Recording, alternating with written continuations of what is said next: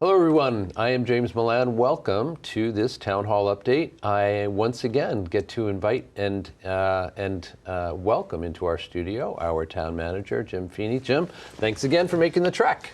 Thanks, James. Happy to be here. Yeah, we really appreciate it. We have a number of things to talk about today. As everybody knows, we're going to talk about the Opioid Impacts Forum that's going to be coming up here pretty soon. We have some automatic external defibrillators, a couple of them in local parks to talk about. We've got Town Day, of course, to talk about, a couple of new hires. But we are going to start in a very familiar place for you, and I imagine the audience as well, and that is with MBTA Communities. For most of you, I expect that you are quite well aware of what this is, but for those who might be able to use a primer, in 2020, Governor Baker signed into law a requirement that Arlington, along with 174 other communities in eastern Massachusetts with access to MBTA service, that those communities create a district or districts that where multifamily housing is allowed by right. And Arlington has been wrestling with the implementation of this ever since. So we've talked about this many times in past updates, but since it's very important stuff, we want to make sure that the public is up to date with the latest developments. So what can you tell us? That was a great primer. Obviously, it's a very important discussion the community has been having, and really, it's great that we're talking about it today because it's sort of the long, hard work of the past 8 months sort of reaching a culmination. ACMi knows, as you were in attendance on Monday evening, there was a hearing with the redevelopment board where the work of the MBTA Communities Working Group was presented. It was over an hour and a half of sort of impassioned public comment heard, and the next step will be for the ARB really to begin their deliberation and take a vote on which proposal they're hoping to advance to the special town meeting for potential adoption starting on October 17th is when special town meeting kicks off. But I believe the ARB's next step is to meet again to deliberate and vote on October 2nd, I believe it is. So, we just want to say thank you to the MBTA Communities Working Group for their very hard work over an extended period of time. Again, this has been at least 8 months, and obviously with a lot of support from the staff at the Department of Planning and Community Development and the director, Claire Ricker, as well as a lot of support and staff from the Diversity, Equity, and Inclusion Division within Health and Human Services to help assist with community engagement efforts. Obviously, this is a topic on a lot of people's minds. It's something that sort of hits home, pardon the pun, for a lot of people. So it's good to see that work advancing, and it'll be good to see that sort of wrap up in the coming weeks. Mm-hmm. Yeah, to say this issue has struck a deep chord in the community is an understatement of sorts, right? So I'm sure we will continue to talk about this as we move forward, but thanks for that update. So I had mentioned that there's an Opioid Impacts Forum coming up, and that's going to be on Thursday, the 20th of September, I know. Tell us about that. Sure. So I think it might be the 28th of September. Oh, it's 28th, sorry. You're right. I misread my own writing. That's all right. So, there was, via the various attorney generals in a number of states, right, they secured a settlement from various opioid manufacturers that would reward states and therefore the communities therein with, a pot of money that they could use to help mitigate the impacts of the ongoing opioid crisis in their communities. So Arlington will be receiving, approximately $1.3 million over the course of 15 years. And we'll be hosting this forum, in coordination with the Middlesex District Attorney Marion Ryan, Police Chief Julie Flaherty, now Deputy Town Manager for Operations Christine Bongiorno, and a name some people may not know, Anna Martin, our Prevention Services Manager, to sort of present what we expect our plan to look like for how we're going to expend these funds over the course of the years and what initiatives we're going to undertake. But, we invite the public to come get informed, but also to provide some feedback and, let us know if, what's being proposed is, suitable use for the funds. Great. Well, pivoting in fairly dramatic fashion, let's talk about Town Day. Town Day is right around the corner. It's coming up on Saturday the 23rd. Anything new this year? Or? I think one thing that, I thank you for the opportunity to point out that's new is Town Day will be starting a little bit later this year than in the past. So it's going to kick off instead at 10:30 in the morning, as opposed to in the past it was starting usually around 9 or 9:30. And sort of that shift will help turn Town Day into a more sort of activity that will take most of the day and into the evening, because we are now also hosting the fireworks the same day, and those will be going off at 7:30 p.m. over Spy Pond. These two things used to take place on separate days, and now they will be taking place on the same day.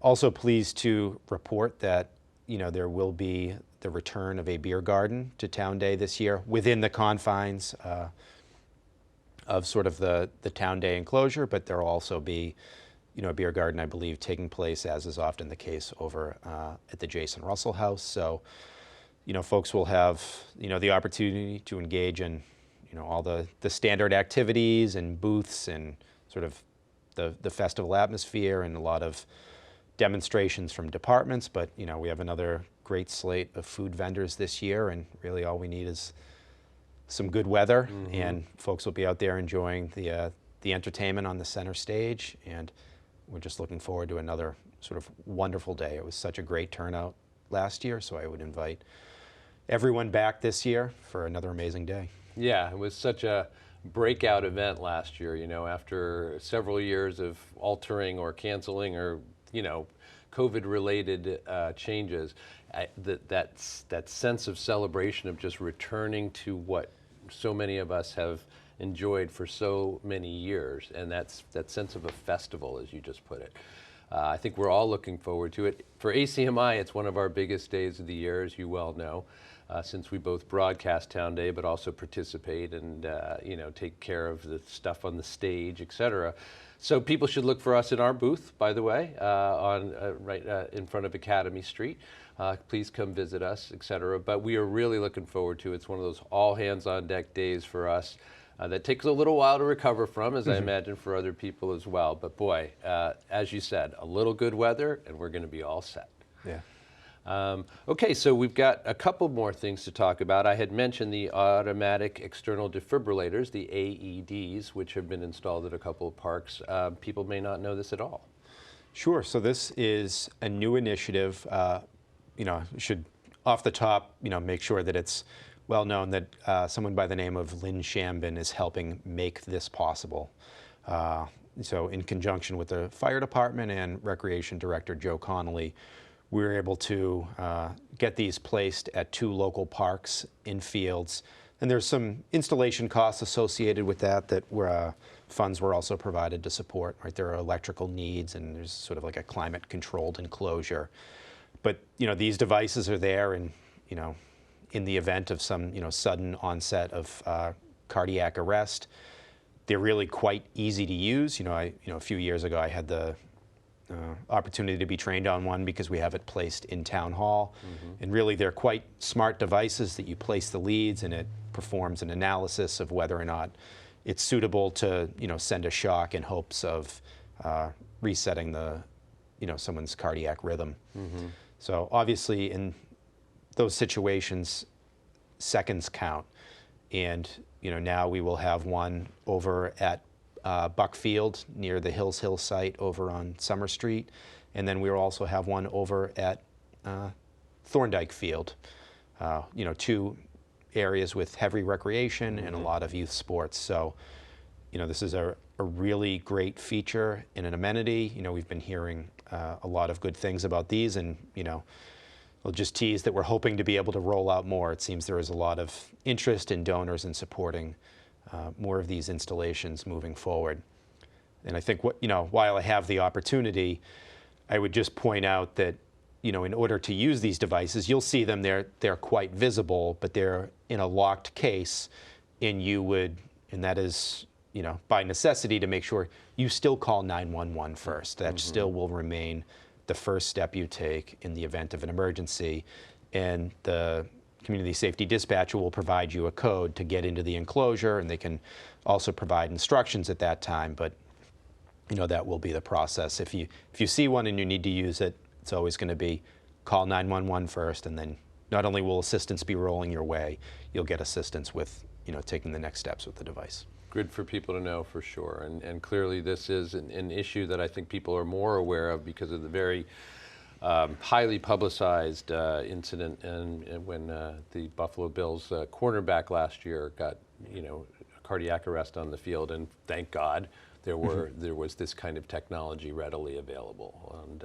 so I think that woke people to this in a big way, and it's great to see that being implemented here in Arlington as well. Okay, last thing, at least on the official agenda, which is a couple of new hires at Town Hall, if not new faces, for you to tell us about. Sure. So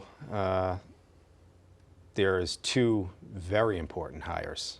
So we have appointed Christine Bongiorno, again, a face and name many people have known. She has been serving the town well for really quite a long time. She is, someone I have a significant amount of trust with. We've built a great relationship, and I have a lot of respect for her. But she knows this community and the organization inside and out, and I'm so happy that she was interested in taking on this challenge and has sort of accepted the role of deputy town manager for operations.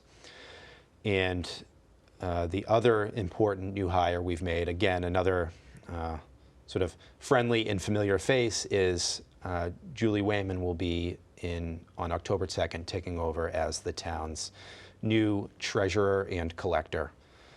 Julie also has been a valued member of the team for a number of years. She's been the town's budget director for the last handful of years, so she has been sort of an instrumental member of the town's finance team and has